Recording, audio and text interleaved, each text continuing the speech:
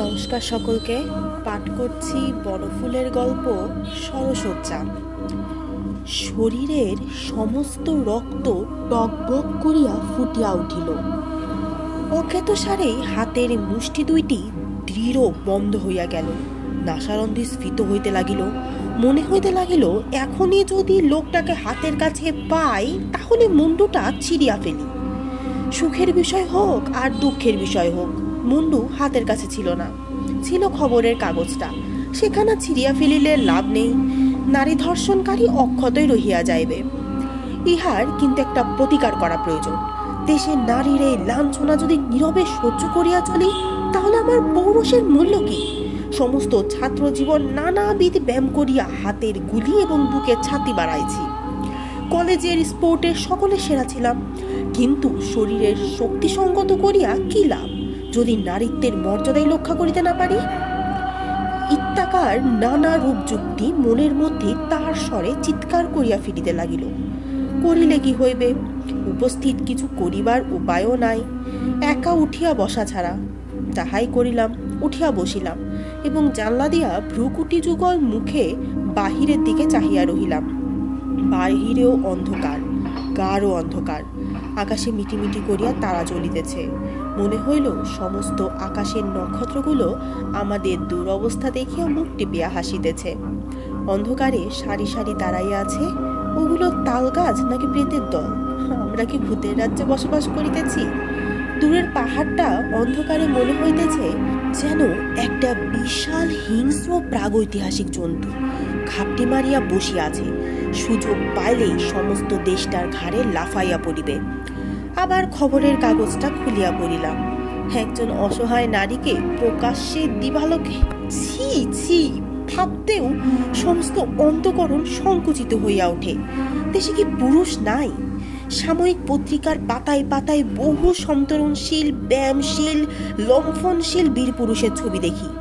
Football, hockey খেলার সময় সমস্ত দেহের যৌবন যেন চঞ্চল হইয়া ওঠে, অথচ সেই দেশে এখনো নারীর প্রতি পাশবিক অত্যাচার হয়, অবারিতভাবে প্রকাশ্যে দিবালোকে।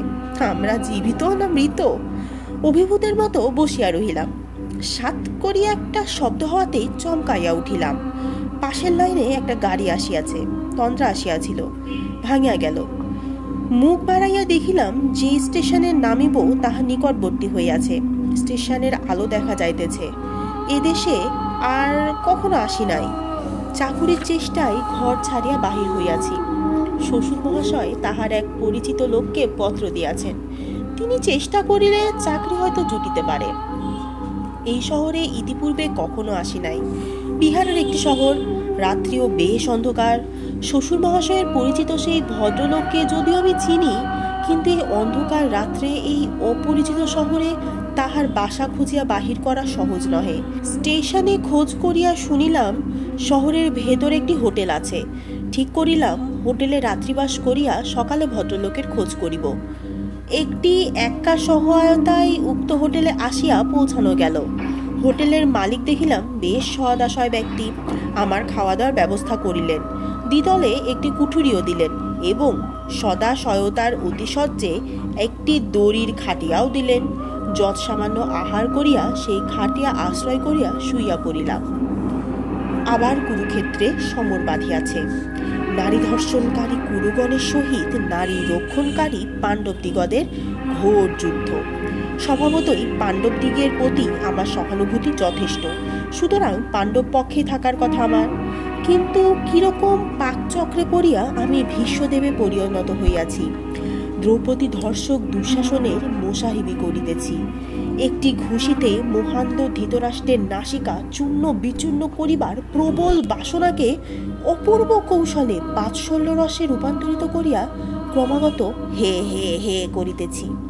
অত্যন্ত ধৈর্যচ্যুতিকর ব্যাপার। সহসা সমস্ত অপমানের যেন অবসান হইয়া গেল। আর দুর্যোধনকে দেখিয়া দেত হাসি হাসিতে হইবে না, দুঃশাসনকে বাহবা দিয়া পিঠ চাপড়াইতে হইবে না, ধৃতরাষ্ট্রের মনুস্তুতি করিবার প্রয়োজনও নাই। এইবার মৃত্যু সন্নিকটে। স্বেচ্ছামৃত্যু বরণ করিয়া সরসজ্জায় শয়ন করিয়াছি। সরসজ্জা ফুলসজ্জা নহে, তীক্ষ্ণ স্বরের সহস্র ফলার উপরে দেহভার রক্ষা করিয়া তিলে তিলে মৃত্যুকে বরণ করিতেছি। প্রতি লোমকূপে মৃত্যুর আগমন বার্তা ঘোষিত হইতেছে। সহসা মনে হলো আর যেন সহ্য করিতে পারিতেছি না। কানের কাছে, বগলের কাছে, নিম্নে কি অসহ্য যন্ত্রণা। স্কন্ধ পৃষ্ঠদেশেও যৎ পরনাস্তি কষ্ট। তড়াক করিয়া উঠিয়া বসিলাম। টর্চটা জ্বালাইয়া দেখি সমস্ত বিছানায় যেন তিসি বিছানো রইয়াছে। অগুন্তি ছাড় পোকা দেয়াল বাহিয়া সারি সারি আরো নামিতেছে। সর্বনাশ! বিছানা ছাড়িয়া উঠিয়া দাঁড়াইলাম। ঘর ছাড়িয়া যাইব কিনা ভাবিতে লাগিলাম। অদ্ভুত স্বপ্নটার কথাও মনে হইতে লাগিল। আর একবার বিছানা ও দেয়ালের দিকে চাহিয়া দেখিলাম, একেবারে অক্ষয়িনী। কিং কর্তব্য বিমূঢ় হইয়া জানলা দিয়া বাহিরে চাহিলাম। বাহিরে চাহিবা মাত্রই কর্তব্য অচিরেই স্থির হইয়া গেল।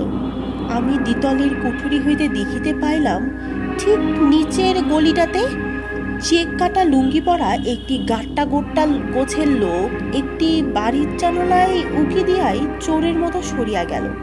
যে জানলায় লোকটা উকি দিয়া সরিয়া গেল, সেই জানলা দিয়া আমিও দৃষ্টি নিক্ষেপ করিলাম। আমার দ্বিতলের ঘর হইতে সহজেই তাহা সম্ভব।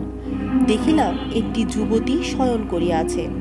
পরনে একটি আধময়লা কাপড়, কোলের কাছে একটি শিশু। ঘরে আর কেহ নাই। চকিতের ভিতর খবরের কাগজে সংবাদটা মনে পড়িল এবং সঙ্গে সঙ্গে মস্তিষ্কের ভেতর প্রচণ্ড বেগে একটি বিদ্যুৎ প্রবাহ বহিয়া গেল। লোকটাকে শিক্ষা দিতে হবে, সমুচিত শিক্ষা দিতে হবে। এমন শিক্ষা দিতে হবে যেন জীবনে সে আর কখনো না ভোলে। আমার ব্যায়াম করা শরীরের প্রত্যেকটি পেশি আকঞ্চিত হইয়া উঠিল। নিমিষের মধ্যে দ্বিতল হইতে অবতরণ করিয়া উক্ত গলিতে প্রবেশ করিলাম। প্রবেশ করিয়া দেখিলাম লোকটা আবার জানলার কাছে গিয়া সন্তর্পণে উকি দিতেছে। রাস্কেল! সর্বাঙ্গ জ্বলিয়া গেল আমার। কাল বিলম্ব না করে দ্রুত পদে অগ্রসর হইয়া গেলাম। একটি চপেটাঘাতেই বৎসকে শান্ত করিয়া দেব। আমার পদশব্দ পাইয়াই লোকটা চমকাইয়া মুখ ফিরাইল এবং আমিও সঙ্গে সঙ্গে চড় মারিয়া তাহাকে নমস্কার করিলাম। কিন্তু আশ্চর্য কাণ্ড! উপায় কি? ইনি আমার শ্বশুরের পরিচিত ব্যক্তি এবং আমার ভরসাস্থল। উদ্যত চপেটাঘাতকে কৃতাঞ্জলিপুটে পরিণত করিয়া মুখে বিনত শ্রদ্ধার ভাব ফুটাইয়া বলিতেই হইল, আপনার কাছে এসেছি, বিমলবাবুর জামাই আমি। ভদ্রলোক রসভঙ্গ হওয়াতেই বিরক্ত হইয়াছিলেন, কিন্তু সে ভাব গোপন করিয়া গম্ভীর ভাবে বলিলেন, বিমল আমাকে লিখেছে। কোথায় উঠেছো তুমি? ওই হোটেলটাতে। আচ্ছা, কাল সকালে দেখা করো। ফিরিয়া আসিয়া আবার সেই সরসজ্জায় শয়ন করিলাম।